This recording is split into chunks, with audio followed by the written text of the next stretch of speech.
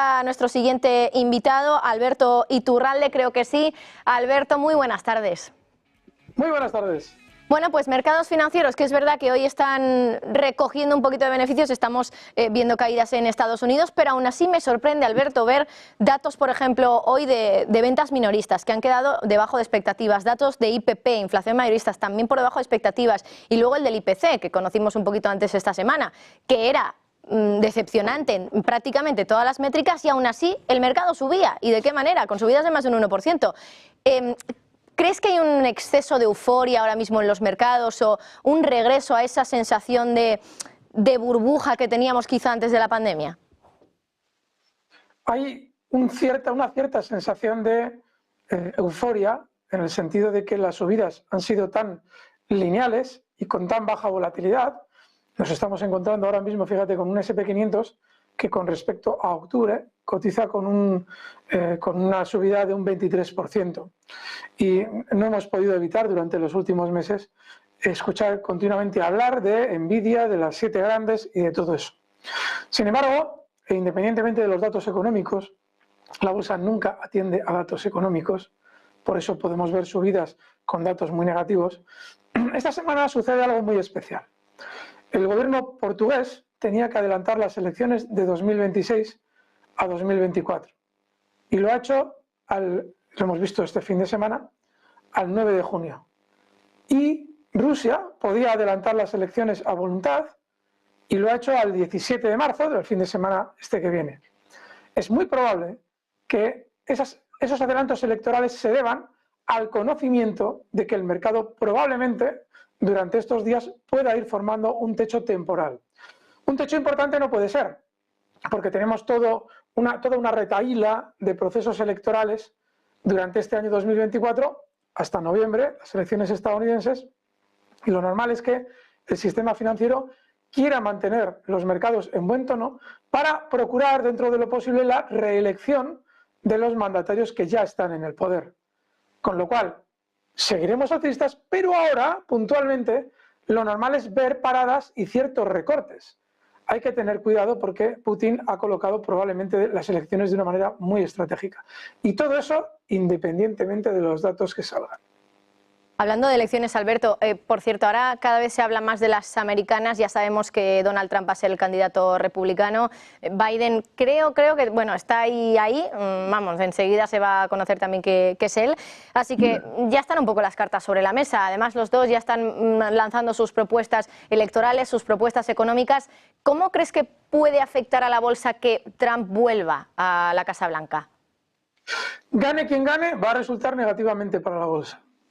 Porque la bolsa se tiene que inflar previamente a esos comicios para que se procure la reelección de quien gobierna. Eso lo hace el sistema financiero siempre en las elecciones.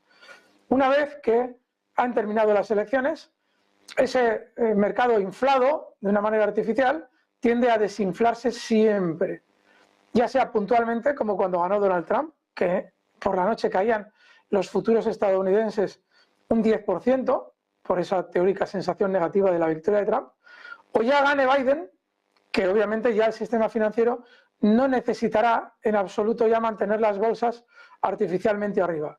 Gane quien gane, las bolsas caerán, seguro.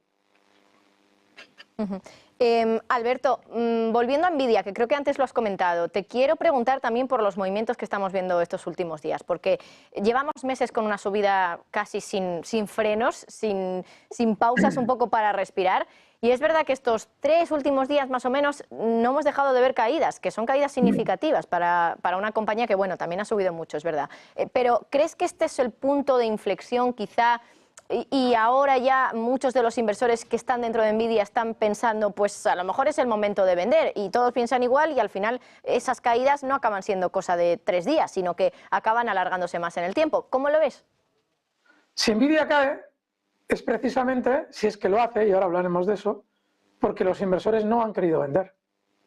O sea, si los inversores venden, el sistema financiero tiene que comprar para acometer esas ventas y que el valor no se desplome antes de tiempo.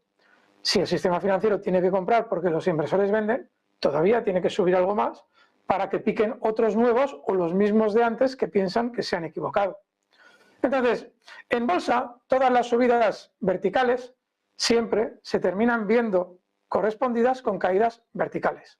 Por eso en su día explicamos aquí, ya hace 2 o 3 semanas, que las subidas están fenomenal, pero que cuando la fiesta de Nvidia y de los semiconductores termine, va a acabar en tragedia.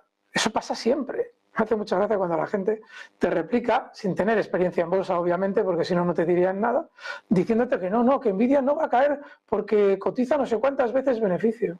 No, un valor que sube en año y medio un 500% o más, como Nvidia, que lo ha hecho ni más ni menos, lo voy a cuantificar con precisión, ha llegado a subir un 790%, cae una barbaridad después. ¿Cuál es el problema? El problema es que ahora ha aumentado la volatilidad. Es decir, la tranquilidad con la que se desenvolvía el valor al alza, ahora ya ha cambiado completamente, ya no está tan tranquilo. El tramo de subida ha sido especialmente tranquilo, pero ahora, si marcamos los últimos días, vemos que ya la cosa empieza a estar volátil. Eso implica 2 cosas. Primero, el riesgo de un techo, desde luego, lo hay y muy alto. Segundo, que los pequeños inversores ya acuden ahora como las moscas a la miel, porque ahora, como hay unas caídas del 5% en un día, el inversor sin experiencia ve una oportunidad, porque dice, hombre, voy a comprar ahora lo que ayer valía 5% más y lo voy a comprar con descuento. Eso es lo que supone la volatilidad cuando se está formando un posible techo. Pero hay otro problema añadido. Todavía queda mucho para las elecciones.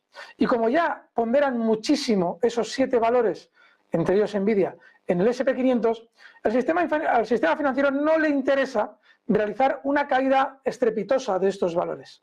Llegado el caso, le interesa mantenerlos, en el peor de los casos, laterales, con ciertos recortes, mientras todos los demás que no han subido, los 493 del S&P 500 que no ponderan tanto, hacerlos subir para generar una sensación de economía en buen estado, mientras las 7 grandes ya tienen el relevo para no necesitar seguir subiendo y mantener la sensación de los ahorradores en bonanza. Es decir, que lo normal es que Nvidia ya vaya frenando la velocidad de las subidas, pero no es normal que se produzca un desplome tremendo. Otra cosa es cuando lleguen las elecciones y termine ese proceso electoral.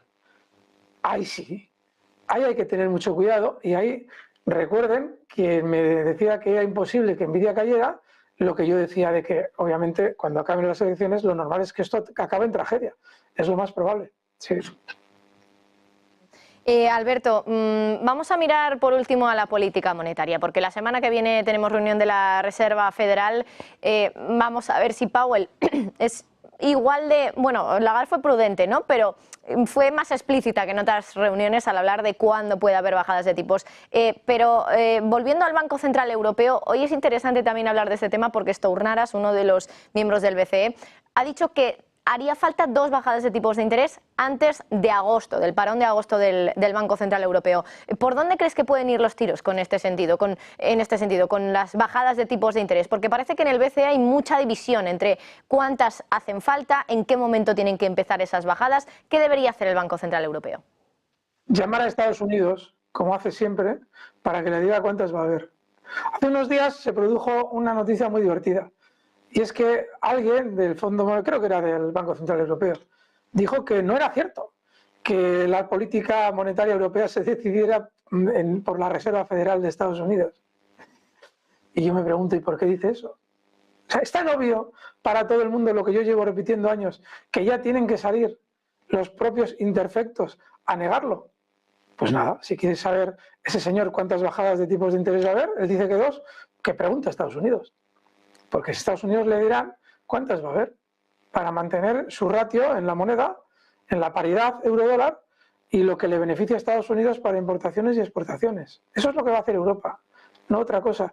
Y nunca va a hacer lo que dijeron hace 2 semanas. Si lo hace coincide, es casualidad. Porque todo ese debate artificial que mantienen, todos, antes de tomar una decisión es falso. O sea, yo no sé si alguien se ha parado a escuchar lo que dicen 2 semanas antes y lo que pasa después. Y luego, obviamente, como lo que pasa es muy distinto de lo que dijeron, todas las razones que se inventan para que el ciudadano europeo no se dé cuenta de que la política de tipos de interés europea se decide en Washington. Así es que no sé lo que han dicho, pero sí sé que lo que harán será lo que les dicten por teléfono desde Washington. Alberto Iturralde, responsable de operativa DAX, como siempre pendientes del Banco Central Europeo y también de los movimientos que puede hacer respecto a lo que hace la Reserva Federal. Alberto, un placer, gracias. Gracias, fuerte abrazo. Bueno, y miramos los